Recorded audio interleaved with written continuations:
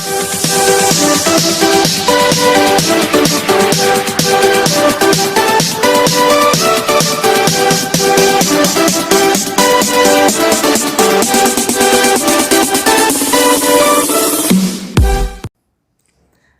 विक्रम सैनी स्वागत करता हूं आपका मनिंदर साइंस स्कूल की ऑनलाइन क्लासेस में। आज हम कक्षा 12 का केमिस्ट्री का चैप्टर नंबर 10 पढ़ेंगे, हैलोजन व्युत्पन्न। तो हैलोजन व्युत्पन्न किसे कहते हैं पहले वो देखेंगे। हैलोजन व्युत्पन्न किसे कहते हैं कि हाइड्रोकार्बन में से हाइड्रोजन के परमाणुओं को हैलोजन के परमाणुओं द्वारा विस्थापित करके प्राप्त यौगिक हैलोजन व्युत्पन्न कहलाते हैं। अब हमने पढ़ा था कि हाइड्रोकार्बन दो प्रकार के होते हैं, पहले पढ़ चुके हैं। पहला होता है एलिफैटिक या खुली संरचना या अचक्रीय, दूसरा होता है चक्रीय। तो अचक्रीय में से अगर हम देखें तो जैसे हम मैथेन का एग्जाम्पल है, मैथेन में से अगर हैलोजन परमाणुओं द्वारा इसको अगर हाइड्रोजन को रिप्लेस करें तो हमारे पास ये वाला यौगिक बन के आएगा और एक एचएक्स का अणु बाहर निकल के जाएगा। यही क्या कहलाता है? Halo alkane. हेलो एल्केन कहलाता है। वैसे ही अगर हम बात करें एरोमेटिक की, तो एरोमेटिक में भी हाइड्रोजन के अणु को हैलोजन के परमाणु द्वारा रिप्लेस करें तो हमारे पास ये बन के आएगा, जिसको हम कहेंगे हेलो एरिन। तो इसके अकॉर्डिंग हम कह सकते हैं कि हैलोजन परमाणु दो प्रकार के होते हैं, हेलो एल्केन व हेलो एरिन।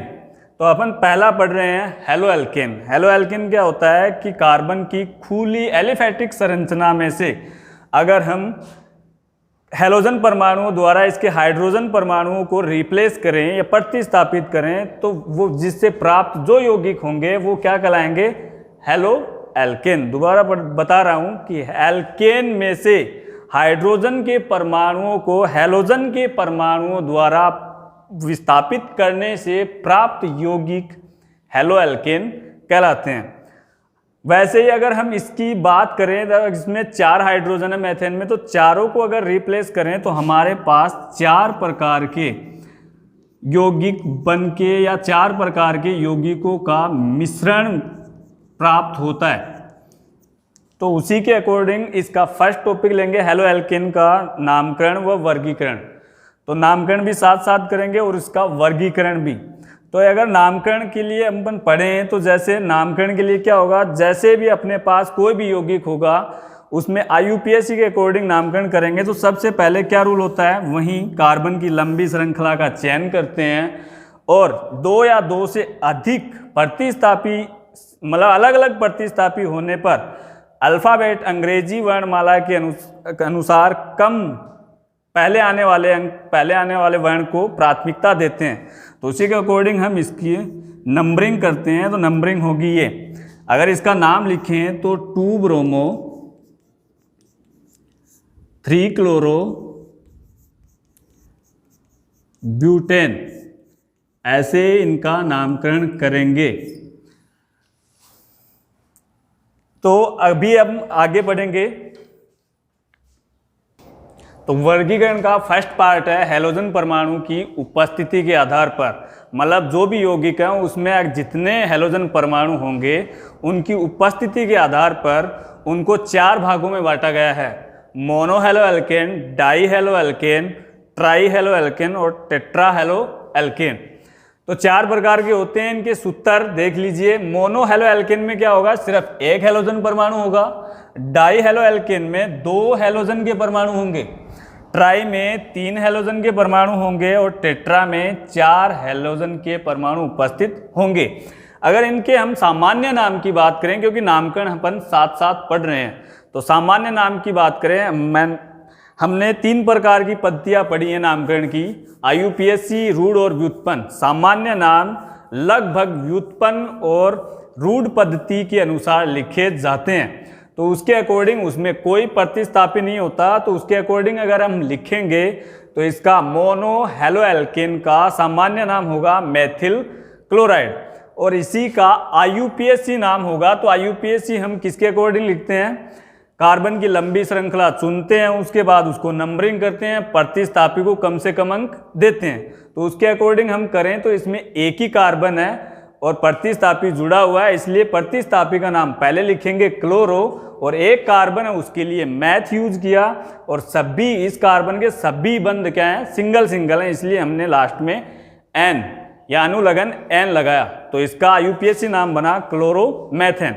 उसी के अकॉर्डिंग डाई हेलो एल्केन में दो जो हेलोजन परमाणु हैं इसका सामान्य नाम होगा मैथिलीन क्लोराइड, और इसका आईयूपीएसी नाम अपन लिख सकते हैं डाई, क्योंकि एक जैसे दो सबस्टिट्यूट या प्रतिस्थापी होने के कारण अपन डाई वर्ड यूज करते हैं, तो डाई क्लोरो, क्योंकि क्लोरो लगे हुए हैं तो डाई क्लोरोमेथेन, या फिर इसको हम ऐसे भी लिख सकते हैं कि 1,1 डाई क्लोरोमेथेन, क्योंकि नंबर 1 पोजीशन से या नंबर 1 कार्बन से ही दोनों हेलोजन परमाणु जुड़े हुए हैं, इसलिए 1,1 डाई क्लोरोमेथेन भी इसको बोल सकते हैं।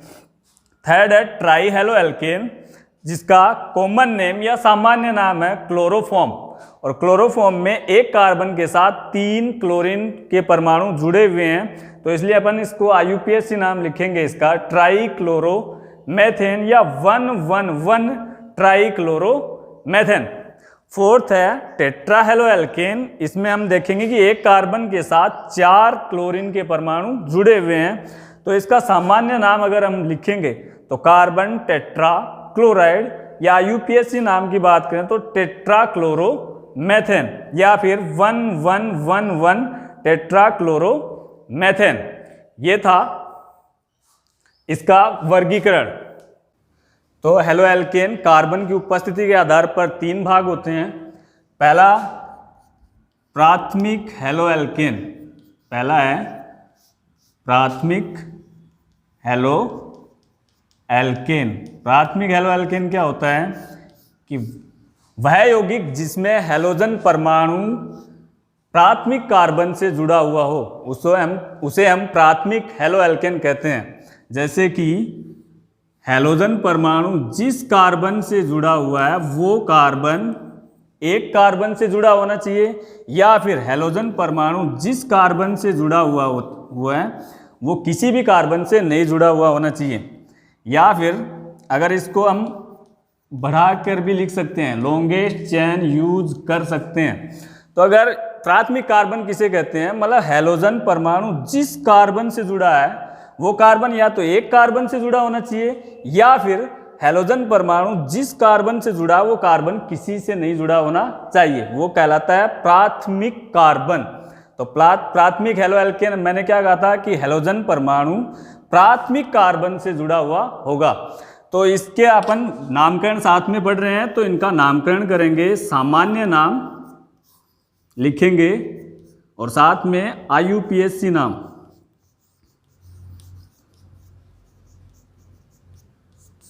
तो सामान्य नाम मैंने इसका पहले ही बता दिया है, क्या था, मैथिल क्लोराइड, मैथिल क्लोराइड, और आईयूपीएसी नाम क्लोरोमेथेन। आईयूपीएसी नाम होगा इसका क्लोरोमेथेन।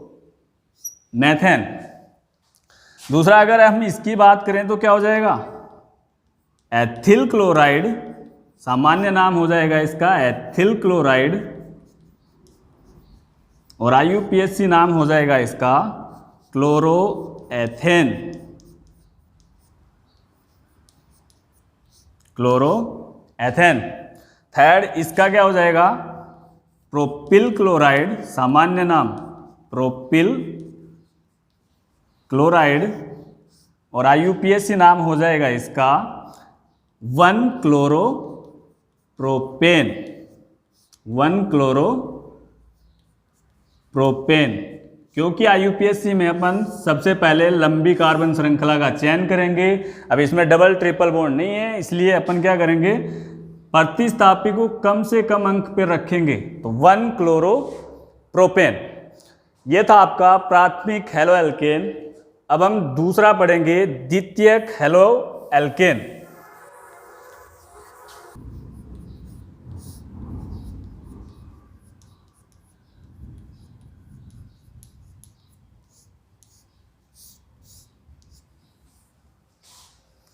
द्वितीयक हेलो एल्केन क्या होता है कि हेलोजन परमाणु द्वितीयक कार्बन से जुड़ा होगा, वो यौगिक क्या कहलाएगा, द्वितीयक हेलो एल्केन।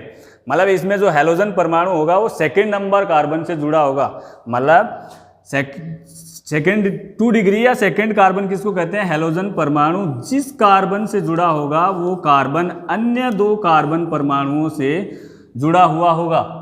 या इसी यौगिक को अगर हम ऐसे भी लिख सकते हैं CH3 CHCl CH3।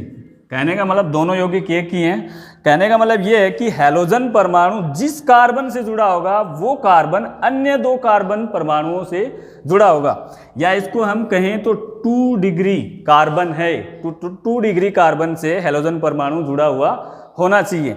अगर इसका हम नामकरण करें तो नामकरण क्या होगा, अगर हम सामान्य नाम लिखें इसका तो सामान्य नाम क्या होगा, सामान्य नाम क्या होगा, आइसोप्रोपिल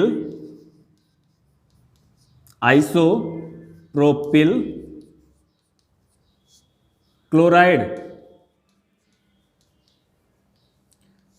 अब ये आइसोप्रोपिल क्लोराइड नाम क्यों लिखा, क्योंकि हमने 10वीं और 11वीं में पढ़ा था कि अगर ऐसी स्ट्रक्चर हो अपने साथ में, ऐसी अगर स्ट्रक्चर हो तो उसके लिए अपन आइसो वर्ड यूज करते हैं। फिर उसमें total number of carbon count किए जाते हैं, तो उसके अकॉर्डिंग हमने प्रोपिल लिखा और फिर उसके साथ जुड़ा कौन है, क्लोराइड। तो आइसोप्रोपिल क्लोराइड।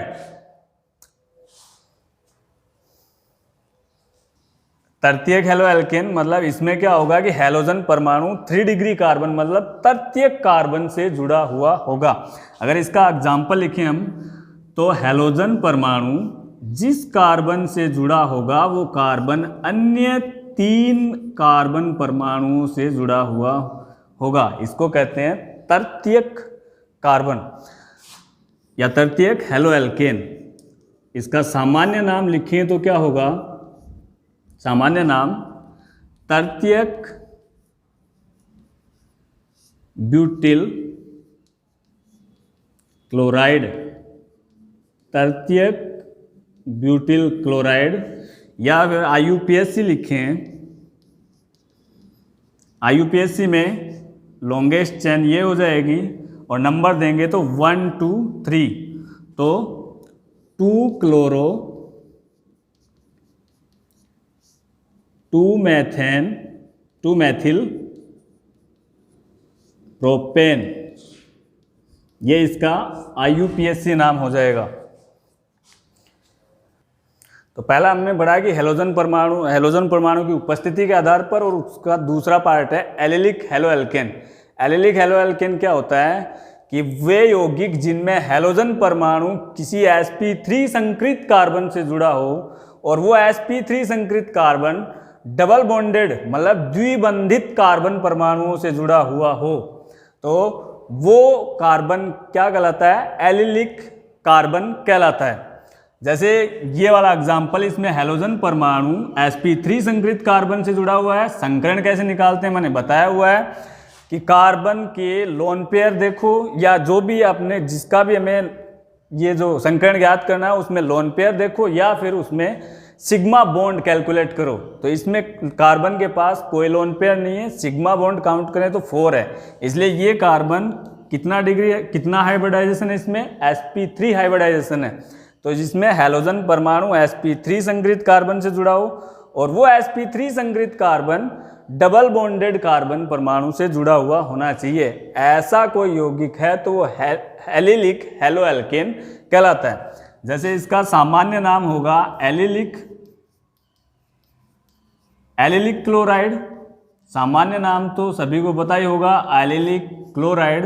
और IUPAC इसका नाम क्या हो जाएगा, सबसे पहले वही कार्बन की लंबी श्रृंखला का चयन करो, इसमें डबल बॉन्ड है तो इसलिए डबल बॉन्ड को कम अंक देना होगा।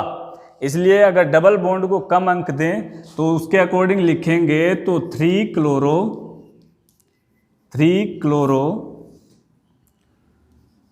प्रोपीन या 1 प्रोपीन, क्योंकि नंबर 1 पर अगर डबल बॉन्ड है तो 1 पोजीशन देना कंपलसरी नहीं होता, तो 1 प्रोपीन भी लिख सकते हैं, प्रोप 1 इन बी, या फिर डायरेक्ट प्रोपीन भी लिख सकते हैं, कोई दिक्कत की बात नहीं है। वही वाला देखिए, इसमें भी हैलोजन परमाणु जिससे जुड़ा हुआ है वो किससे जुड़ा हुआ है, डबल बॉन्डेड कार्बन से। तो इसलिए इसकी अगर अपन नाम लिखेंगे तो डबल बॉन्ड को कम अंक देंगे, 1 2 3 4 5 6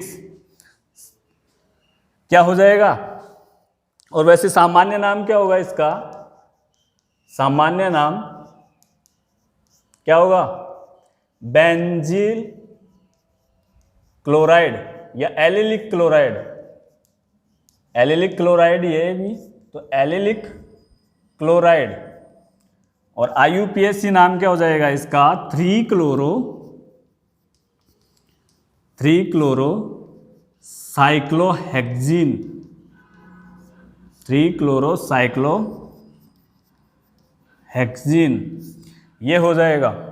फिर इसका नेक्स्ट पार्ट है बेंजिलिक हेलोएल्केन। बेंजिलिक हेलोएल्केन किसे कहते हैं, हैलोजन परमाणु sp3 संकृत कार्बन से जुड़ा होता है, और वो sp3 संकृत कार्बन एरोमेटिक वलय के साथ जुड़ा होता है।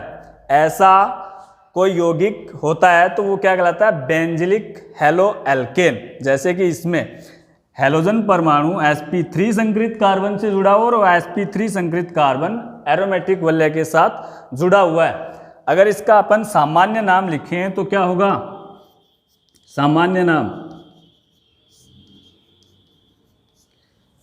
क्या होगा, बेंजिल क्लोराइड, बेंजिल क्लोराइड। या फिर IUPAC नाम लिखे तो क्या हो जाएगा, IUPAC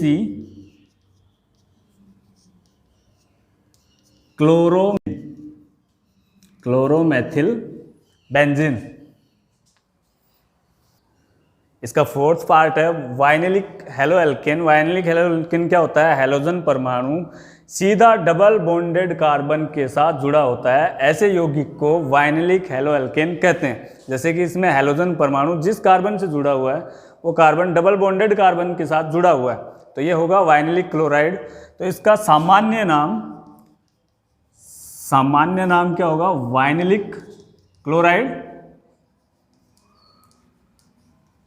वाइनिलिक क्लोराइड। और IUPAC क्या होगा,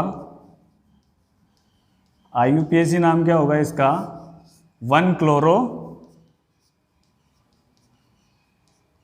एथीन, 1 क्लोरो एथीन। वैसे इसका अगर सामान्य नाम लिखें तो क्या होगा, सामान्य नाम क्या होगा,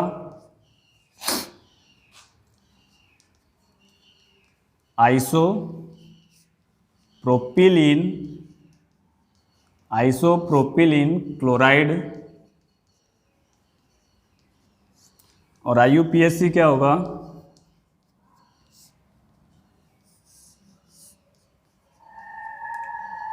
2 क्लोरो 1 प्रोपीन, 2 क्लोरो 1 प्रोपीन। तो ये थे आपके नामकरण और वर्गीकरण और नामकरण यहीं पे खत्म होते हैं। ये वर्गीकरण का लास्ट पार्ट है हेलोएरिन। हेलोएरिन में क्या होता है, वे यौगिक जिनमें हैलोजन परमाणु सीधे किसी एरोमेटिक वलय के साथ जुड़े हों, ऐसे यौगिक हेलोएरिन कहलाते हैं। जैसे कि इसमें क्लोरीन सीधा बेंजीन के साथ जुड़ा है, तो इसका सामान्य नाम क्या हो जाएगा, सामान्य नाम बेंजीन क्लोराइड। और IUPAC नाम क्या हो जाएगा इसका, 1 क्लोरो बेंजीन, 1 क्लोरो बेंजीन। ये थे इसके पार्ट।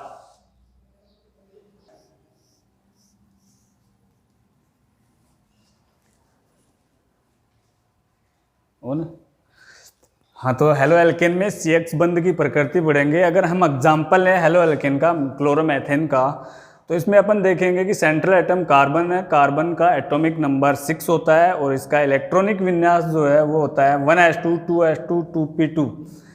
उसकी अगर नॉर्मल स्टेट हम बनाएं तो 1s में 2, 2s में 2, 2p में 2 होंगे। अगर इसकी एक्साइटेड स्टेट बनाएं तो 2s का एक इलेक्ट्रॉन फ्लिपिंग करके p में चला जाएगा। अब हम इसमें देखें कि कार्बन के साथ क्या क्या जुड़ा हुआ है, तो कार्बन के साथ 3 हाइड्रोजन और एक क्लोरीन का एटम जुड़ा हुआ है।